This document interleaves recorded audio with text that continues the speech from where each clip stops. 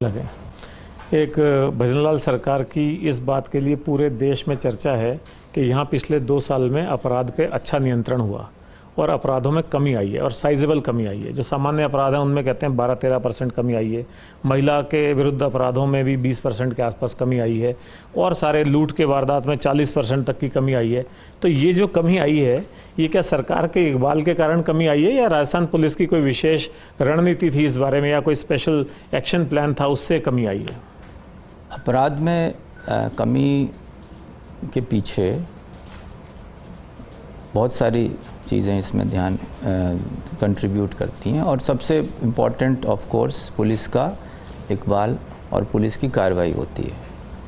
तो जितनी पुलिस सक्रिय होगी उतना ही अपराध में कमी आने की संभावना होती है। राजस्थान एक ऐसा प्रदेश है पूरे देश में जिसमें आप देखेंगे लगातार अपराधों के रजिस्ट्रेशन को लेके कभी भी किसी भी तरह का दबाव थानों पे नहीं रहा है कि भाई आपको कम करना है, अपराध घटाने के लिए कभी नहीं आता।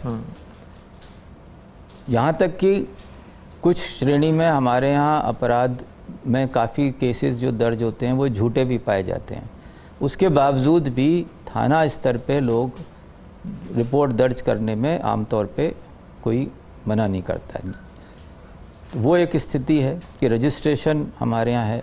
पिछले हमने अभी जब अपराधों में हम जब स्टैटिस्टिक्स देख रहे थे तो हमने ये भी देखा कि क्या न्यायालय के द्वारा दर्ज कराए हुए अपराधों में कोई संख्या का क्या स्थिति है, तो उसमें भी गिरावट आई है। अच्छा, तो उससे एक तो ये स्पष्ट होता है कि थानों में रजिस्ट्रेशन करने अपना केस कराने में दिक्कत नहीं आ रही है लोग, क्योंकि अब अदालत लोग को कम जाना पड़ रहा है अपना केस दर्ज कराने, खुद ही एफआईआर दर्ज कर रहे हैं थाने। फिर जो नए आपराधिक कानून जो गत वर्ष से शुरू हुए उसमें अब 0 एफआईआर को भी बहुत प्रोमिनेंटली उसकी व्यवस्था की गई है कि यदि आपका जो जिस रिपोर्ट को आप करना चाहते हैं तो आप अपने नज़दीकी थाना से भी उस रिपोर्ट को दर्ज करा सकते हैं और उस थाने की जिम्मेदारी है कि वो उसको संबंधित थाने को प्रेषित करे।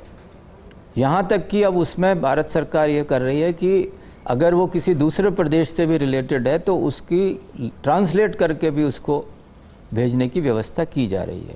तो रजिस्ट्रेशन एज सच देखिए तो उसमें लगातार बहुत सुगम उसको बनाए जाने की कोशिश की है। EFIR की भी व्यवस्था की गई है कि कोई व्यक्ति इलेक्ट्रॉनिकली FIR भेज सकता है और 3 दिन में जाके वो थाने में उसको अगर जाके वेरीफाई कर देगा, साइन करेगा तो वो FIR में उसको कन्वर्ट हो जाएगा।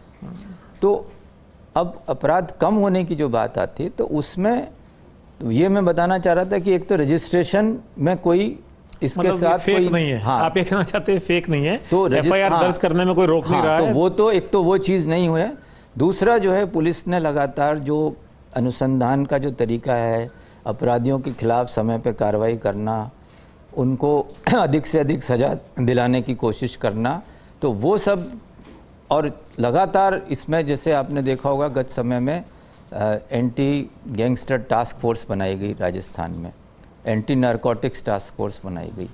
तो ये जो स्पेशलाइज्ड जो हैं हमारे यूनिट्स हैं, इन्होंने लगातार अपराधियों पे अंकुश लाने के लिए बहुत सक्रियता से काम किया। बहुत सारे अपराधी ऐसे हैं जिनके खिलाफ कार्रवाई की है, बहुत सारे लोग ऐसे हैं जो इन अपराधियों को सहयोग कर रहे थे, उनके खिलाफ कार्रवाई की गई है।